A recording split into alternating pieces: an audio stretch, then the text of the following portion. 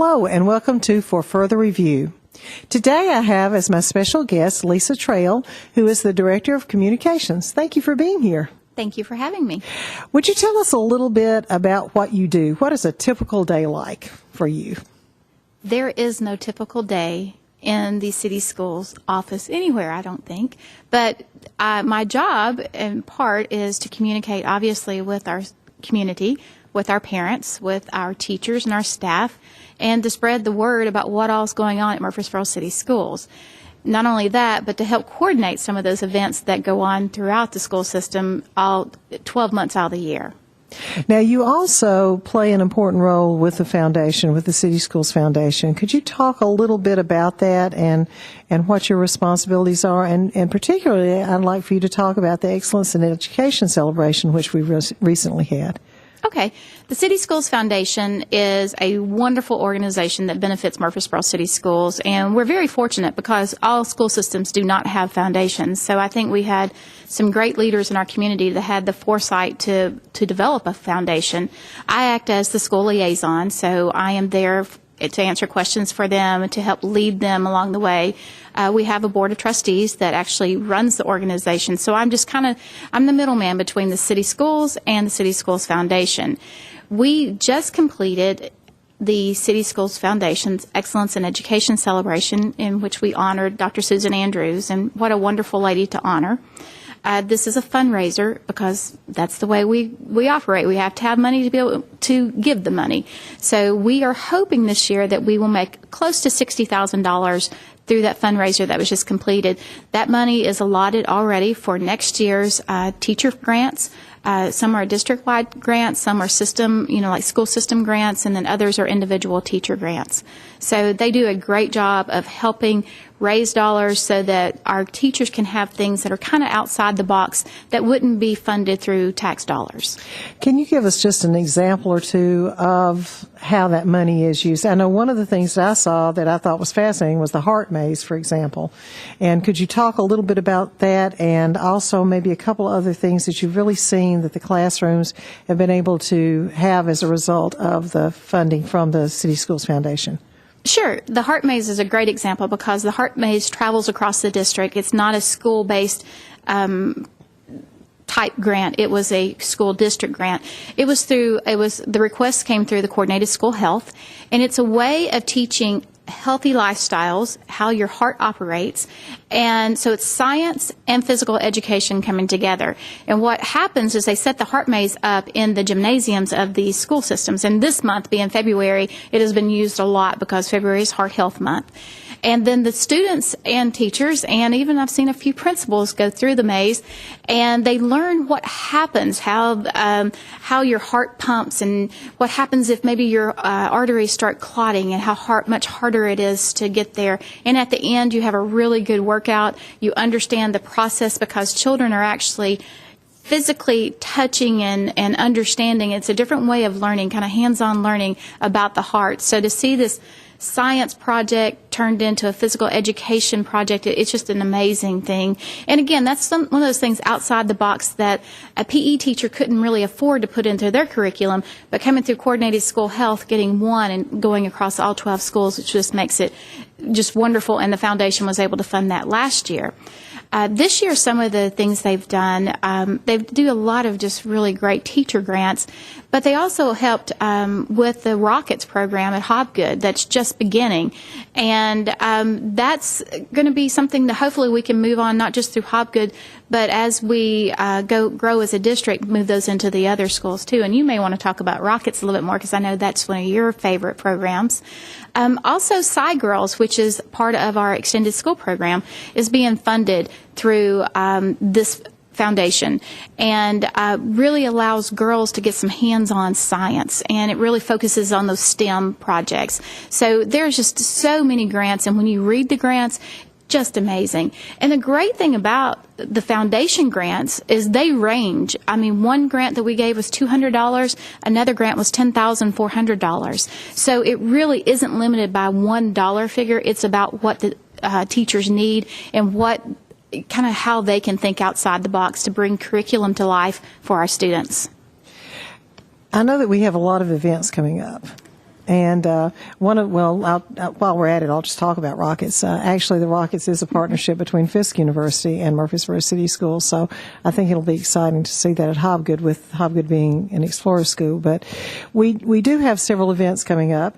Would you just give us a rundown of those events and what they're going to look like, if you don't mind? Sure. We are so fortunate, not only in my office, and there's two of us in my office, with Leslie being the communications coordinator.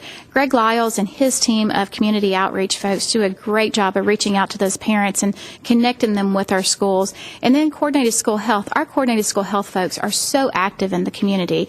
So between all three of those groups and plenty more folks, there's lots of events that invite the public to come into our school systems and invite our parents to get involved and to be a part of that child's learning experience. So some of the things coming up, we have our MCS Festival Choir, which will be 7 schools coming together, 200 voices. It's going to be awesome this weekend.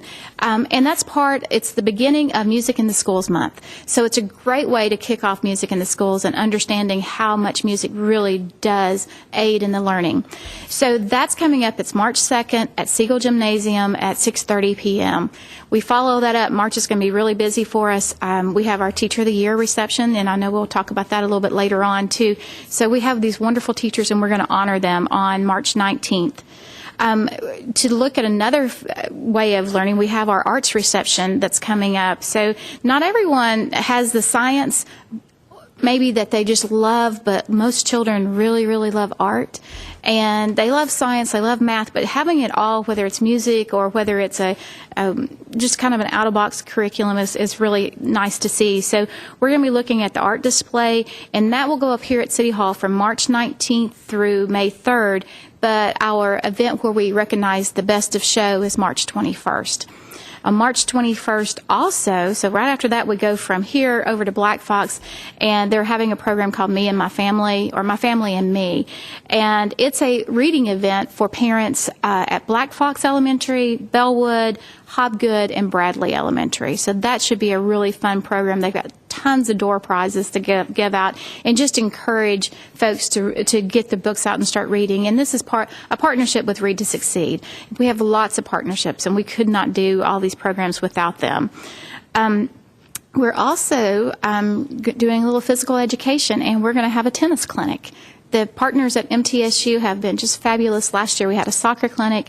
We also had a baseball clinic, not to mention the huge basketball game we had. But we're going to do tennis this year. It's something that not all students are exposed to early on. So this is a good way of getting a tennis racket in a child's hand and say, hey, here's another sport that you don't hear about all the time.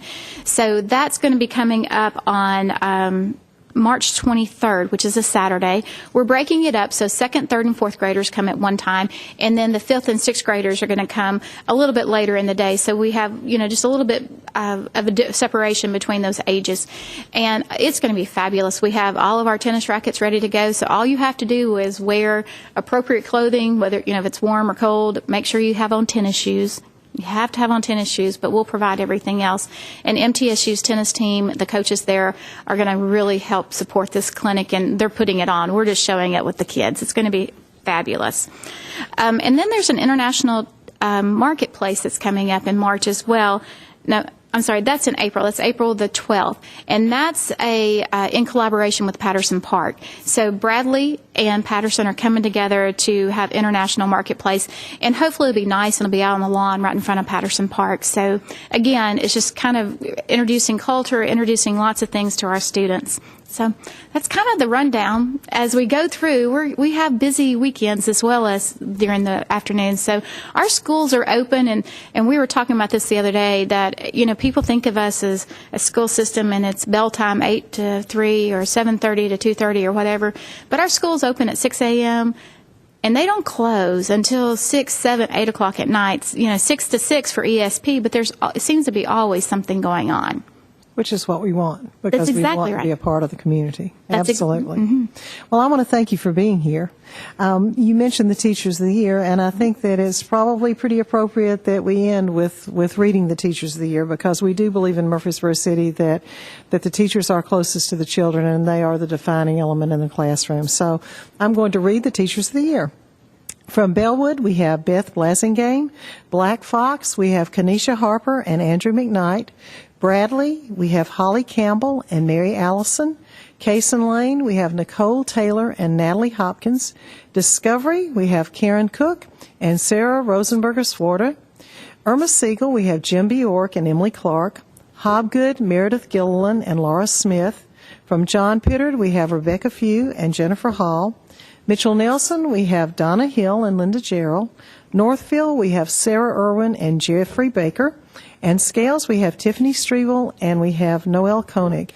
And for our District Teachers of the Year, we have Sarah Rosenbarger-Swarter and we have Jim Bjork. So congratulations to them for being selected by their peers as exemplary teachers, because indeed they are.